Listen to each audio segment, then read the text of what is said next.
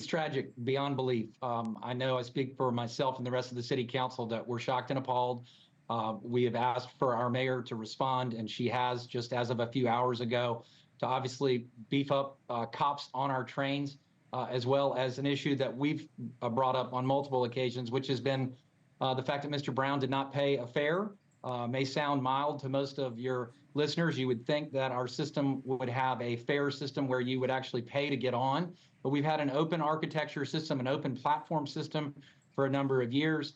And I believe that obviously this is going to be possibly the beginning of the end of that type of system, because we don't really know who's on it. Now, would that have prevented this this individual? I'm not certain, Elizabeth. I don't believe it.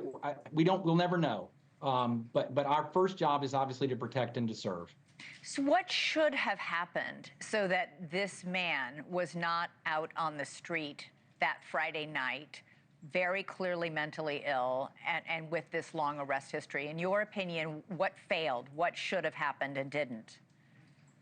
Well, you've got a failure that we're pointing clearly to a magistrate system that has a real trouble with mental health conditions, where it depends on what the evidence is, and it also depends on whether our district attorney can prosecute this individual who may or may not be demonstrating enough serious outrage like he has here. So this, as the pattern, as you saw, of those 12 those 12 incidents, all rose up to this one moment. It was there, but obviously no one would have ever thought this could happen. So I can assure you that no one would have wanted this to happen in this city. The mayor of Charlotte has been criticized for her response to this whole thing. She released a statement days after the attack that did not identify the victim and seemed to go to great length to say that the suspect was mentally ill, saying, this is her statement, quote, "I want to be clear that I am not villainizing those who struggle with mental health or are unhoused. The unhoused are more often victims of crimes and not the perpetrators."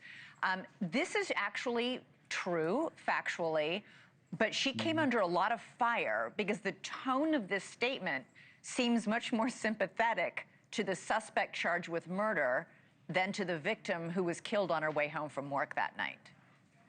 I believe that was a mistake made by our mayor, but I don't believe that's where her heart was for the situation, and I wish she would have thought through that a little bit more. Her statement today clearly expresses the remorse for the victim. Our hearts go out. I was on that train 7 days later to see for it myself. What is the situation that we have on the ground? And clearly we have a lot of individuals, not just in our system, but all across the country, that are traveling that have serious mental problems, and we need answers to it. It's involved at the North Carolina state level. It's clearly involved at our local judicial level. And our Charlotte-Mecklenburg Police Department has done an excellent job. But Elizabeth, if you're constantly arresting people and they keep coming back out on the streets, what type of message is that sending? So we need a complete answer to address crime in our city. I believe it's a four-part challenge that we've got. You've got gangs, you've got mental health, you've got addiction, and you've got homelessness. And all those put together need to be addressed in one comprehensive way. It won't happen overnight, and this didn't happen overnight. We're going to begin with the short term by putting cops on our trains, enforcing the fares. If you don't pay, you're not going to get on. But beyond that, we've got a lot more work to do in Charlotte. And what about, many people have been criticizing North Carolina's policies, Charlotte's policies of pre-release, while awaiting trial. Do you think judges are too quick to release? Did this man, Mr. Brown, did he serve his full sentence when he was convicted? Was he released previously too early?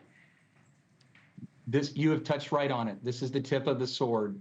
I love that you're bringing this up, because I hope that all that are watching will hear that message, because that's exactly where this could have been stopped, was in the pretrial assessment of whether he was a harm to himself and a harm to others. And I would think that now that we're going to find out the details in retrospect, we're going to find out just that. It's hard to imagine that somebody could have really done a complete assessment of him, given what his own mother was saying, and thought that he was not a harm to himself or to others. I really just don't know enough, other than the 12 arrest records that I've looked at. You see a pattern of increased violence, threats towards females, burglary, assault, again and again. And then obviously we have one break point at the beginning of this year in which we began to assess and try to help him from a mental health standpoint. Obviously, the system needs to do more. This is, as I said, a poster child for something that we must hold up, and it must stop. Thank you for watching. Subscribe below and download our NewsNation app right now on your phone, and you will get fact-based, unbiased news for all Americans.